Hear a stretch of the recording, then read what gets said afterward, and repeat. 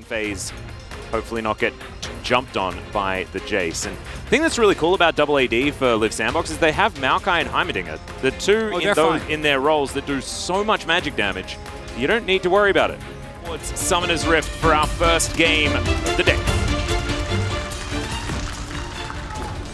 Match21 off to a flying start here. Not seeing anything represented in the gold or anything like that. But if you are a Nongshim fan, definitely what we're going to need to see, because this game does get more difficult as time goes on.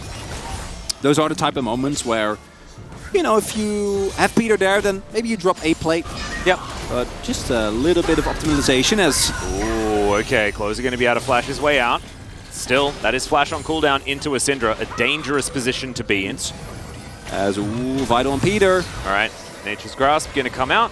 And it is a double snare as Chains of Corruption comes in. Decent little ult as Peter going to be able to have a shield. So he should be all right, but can't participate in this 3v3. Piercing Arrow does come through. Nongshim are going to be able to back away. There's Vital down here going for the Ghost Blade to start things off. I thought after seeing the Fleet footwork that maybe we'd see a bit of a variation, but it looks like it is once again going to be the more lethality-leaning Jhin we've been seeing sort of taken over recently. As there's another Nature's Grasp. All right, Rift Herald going to come through. That is going to deny plates for Dundun, or just in general, as Closer's going to turn up. So Nongshim get no money for that Rift Herald that they picked up. I think that was to do with reset timings, as Sylvie coming on over, clearing things out where he can. But Kael and Willa taking a decent amount of control as Dundun looking for Bertle. I've seen this before. That flash just barely not off cooldown. He's playing this matchup out very, very well as Nature's Grasp is going to fly forward. All right, let's see what Willa can do. Bramble Smash onto 2. Fiesta going to get taken down first. That's first blood at 15 minutes in this game. As now Dundun walking on over, looking for Bertle, finds himself the Counter-Strike. Grand Challenge has been issued, and Dundun says, yes, please. Chasing after him now, and with the Ghost running, Bertle is going to be able to make his way out. But I think Jax is winning this matchup thus far. Has an ultimate, but otherwise not too much more. And Vital just has to watch as his turret falls down. Fiesta moving forward. There's a Glacial Prison. It is going to connect, but it's only onto the Heimerdinger as the Nature's Grasp is now going to be in response. Sylvie just going to get locked down by everyone. Fiesta suffers even worse fate. And yeah, we said that Nongshim had pick. Live Sandbox seemed to have more. And then on the next fight, you might have a shot, as that really is all that you got right now. That is a point-blank ulti. Let's see whether they can take down Closer. Already Fiesta is almost just dead. The Jhin tries to get the work done as Karma's dead as well. Yes, they managed to get Closer, but at what cost is the question, as Dundun going to get challenged. Bertle really wants to find himself some revenge, and I think he may just get it, as Dundun does his very best to try and get out, but he's not going to be able to make it happen. And Live Sandbox are going to look at Baron here at 20 minutes into the game. Heimerdinger and Maokai on first rotation. Game could have looked very different. Really seeing the power of these picks. Right, the moment the ultimate comes down against the overwhelming focus. Oh no. Oh dear, Envy is dead. Well, this is going to put a little bit of a dampener in what Live Sandbox are trying to do. Oh no. All right. Okay, Fiesta. Where's that flash button? Oh, okay. Mikhail's going to be used. May still need to flash. Doesn't. However, he's very close to dead. 35 seconds on this Infernal. Hey, looks like it's going to be soul point for Live Sandbox. Like that itemization from Peter. That's a positive thing to say about Nongshim here. Absolutely. Yeah. Yeah, they lost 2 fights, and the game is kind of over. Avoids that shock blast. Definitely good news. But as you can see, all of that vision was just transferred towards the top side, and Live Sandbox are getting to work on this Baron. See whether Nongshim utilize their blue trinkets right now, whether they're going to wait, because right now the Baron is being taken and they have no idea what's going on. There it is. Secured basically 2 people.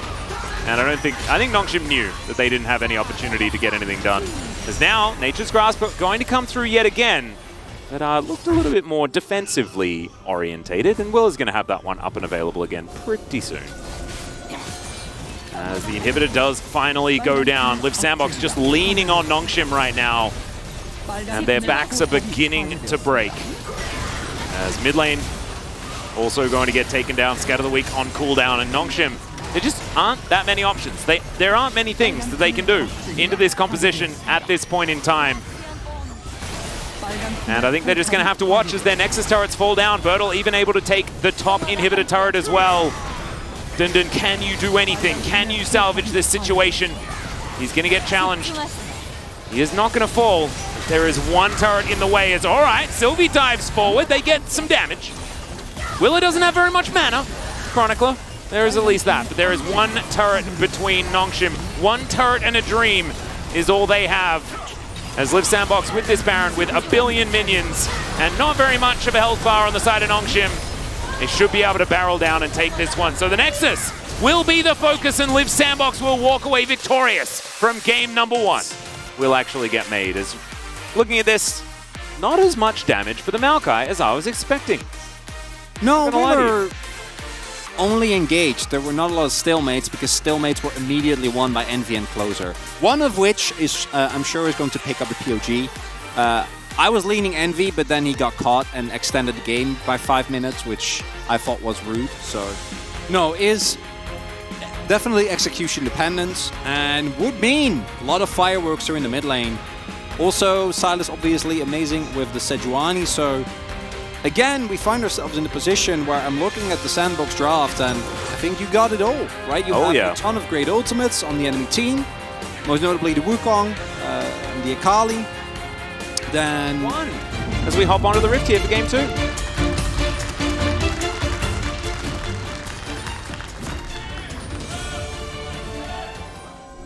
Here as well, but not going to be able to find anyone. Just going to be some defensive posturing. Yeah, make sure you get brush control level 1. Already important here for this early lane, as Envy will spot them. Yeah. All right, Envy taking a bit of damage here as Vital's moving forward, and Closer's going to find some chains. Vital has to flash already, Envy going to flash after him, the heal's going to come through, and the autos are down. Already, Nongshim off to a horrible start. Liv Sandbox picking up everything. They don't have very many summoner spells left, but that's about the end of the positives. For Nongshim? How are you feeling about level 2 gank, Sylvie? Nongshim, of course.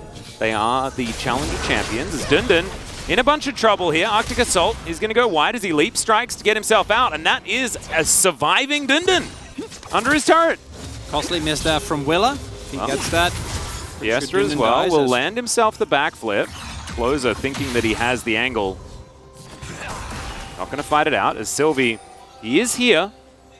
Yeah, based on the position, I'm pretty sure that Cow and Envy are suspecting something. But that is a big old flash forward. Envy, remember, does not have his flash available. Deadly Flourish misses, but Sylvie still able to pick it up. And that is the answering kill 3 minutes into the game. Very, very important kill there for Nongshim. And I think Liv Sandbox had an inkling.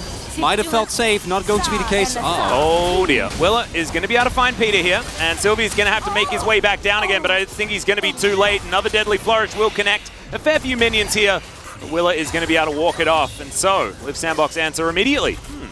Well, now he's indicating that he is going to head over there and do so. Fiesta's going to miss a cannon. That feels real bad. Well, who am I kidding? Doesn't matter. Topside isn't real. Yeah, I was going to say. Topside, what were you talking about?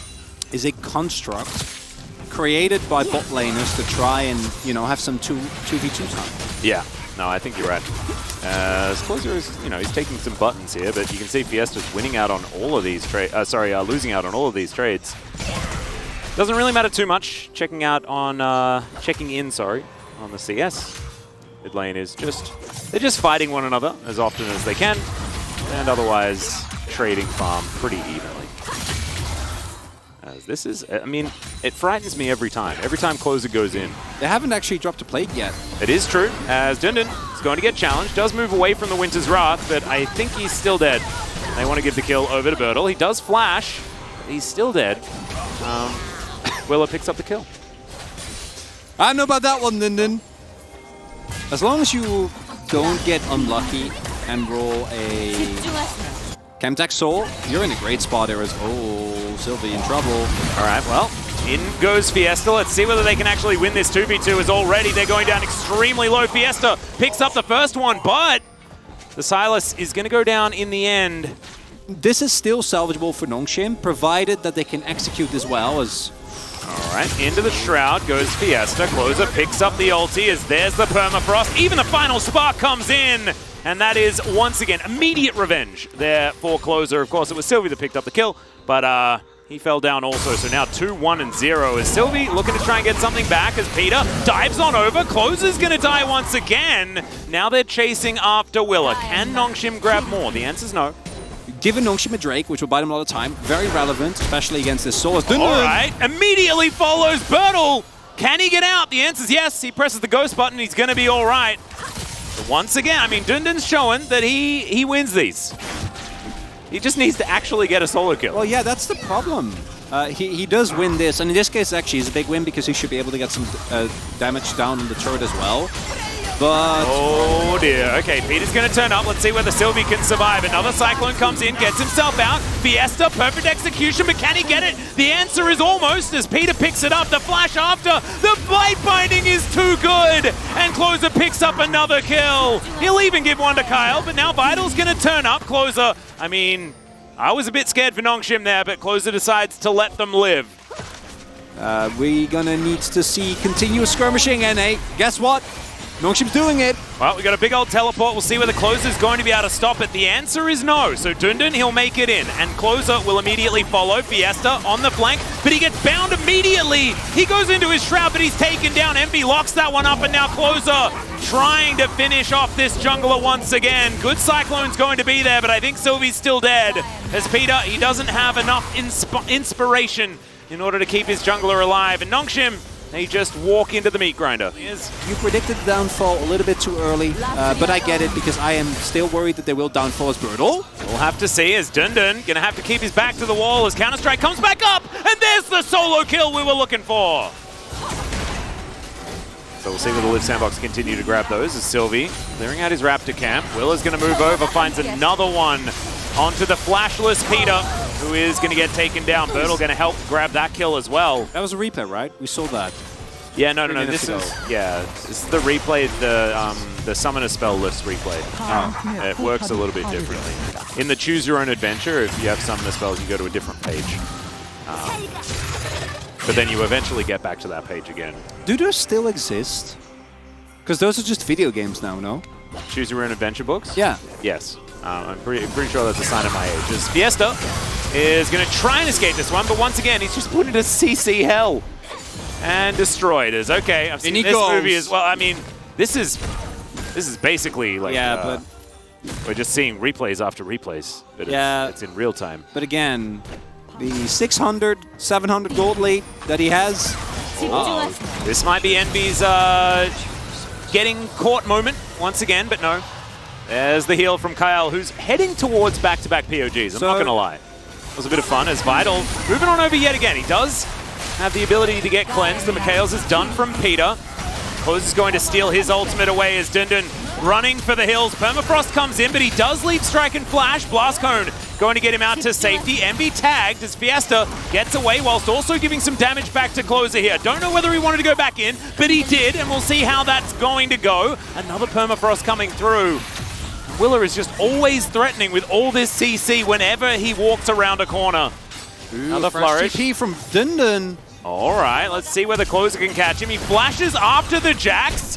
It's a dangerous thing to do, but I think that they're going to be rewarded for it as 5-point strike comes in and Envy is going to be able to lock down the kill. And now Closer diving forward. The Silas goes down, but it's another kill for this Caitlyn. Fiesta getting out. The Raptors getting angry. No, not so much. You a Top Gun fan? Yeah, I like Top Gun quite a lot. Okay. Well, you're a Kenny Rogers fan. I guess I am. As Willa's going to dive on in.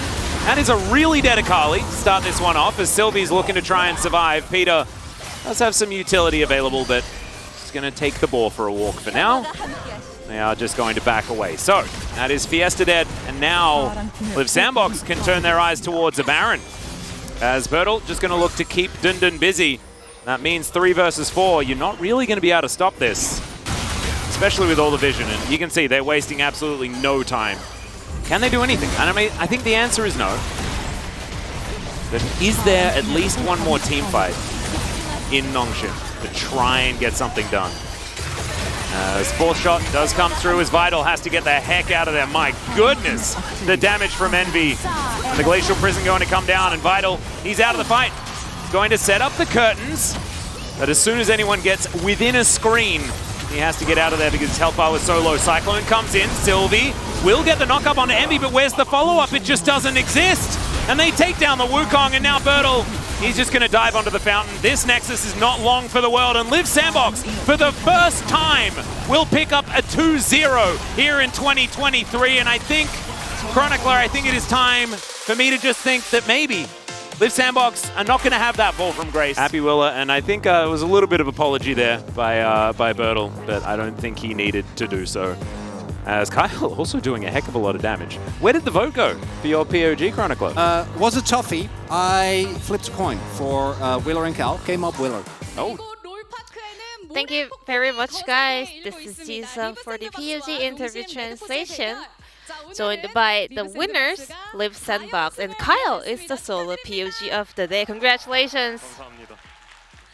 You guys are on a 4-match winning streak. How do you feel, Kyle?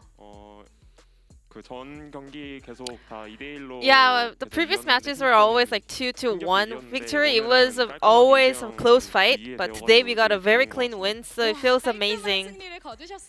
Indeed, and Kyle, you are the solo POG on the set of Live Sandbox as a support player. First time ever in the spring split. Well, to be honest, I thought in game number 1, someone else deserved it. But the last game, I was like, I deserve POG for sure. And it feels great to win POG by myself for both games. You guys are on a 4-match winning streak after dropping the first game.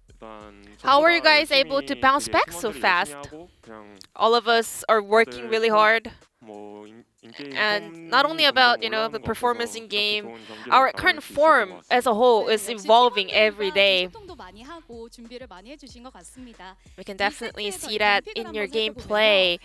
Let's get back to game number 1. We had Electrocute Jace. Could you tell me about it? Well, so Jace is a poke champion. He has to stay out of range and do damage. And closer, he was really confident in Jace. So we wanted to give him a go. And everything worked so well in game 2. And closer was very confident in going for a new pick here. And prior to this series, Heimerdinger had one of the worst win rates in the LCK. But your Heimer is currently 3-1, a very decent win rate. So a lot of people are now calling you as the god of Heimerdinger.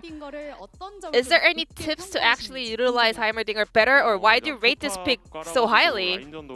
So he has lane prio with the turrets, and also around the objectives. He can actually gain control, so I think it's really good. How confident are you in Heimerdinger? I would say 90%. People are already calling you the Heimerdinger god, but you still have 10% more to show. I gotta work on my skill shots. It has gotta be better. And then game number 2, it was the root god. Your Lux was binding all the enemies every time you were throwing the skills. What was the best part of your Lux play today? Lending my Q during team fights? I think that was some point. And Envy always show us some cool ceremony after wins, but Kyle, any Lux ceremony today? Some Demacia?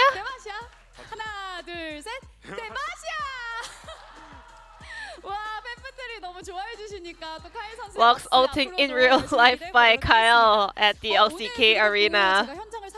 And today, we had the CEO of Sandbox Gaming come to support you guys. Any message over to the CEO of Sandbox Gaming? Anything you want from him?